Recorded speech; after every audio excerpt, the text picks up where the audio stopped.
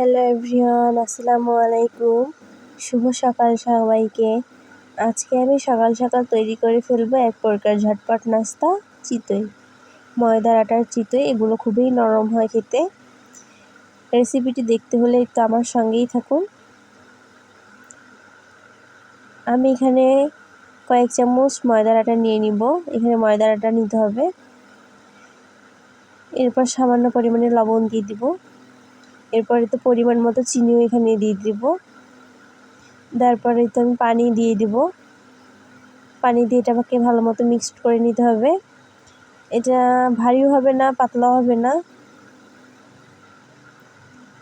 এই তো আমার আটার ডোটা তৈরি করা শেষ। এরপরে তো আমি একটা তাওয়া গরম করতে দিয়েছি। তারপর এখানে সামান্য পরিমাণে তেল ইউজ করতে হবে। তেলটা গরম হয়ে যাওয়ার পর এখানে এই তো আমি আটাটা দিয়ে দিব। আটার ডোটা দিয়ে এই তো ভালো মতো উল্টিয়ে পাল্টিয়ে নিব।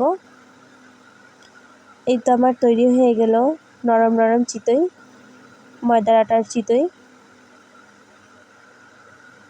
এরপর আমি ঝটপট তো কয়েকটা বানিয়ে ফেললাম। সবাই ভালো থাকবেন, সুস্থ থাকবেন। আল্লাহ হাফেজ।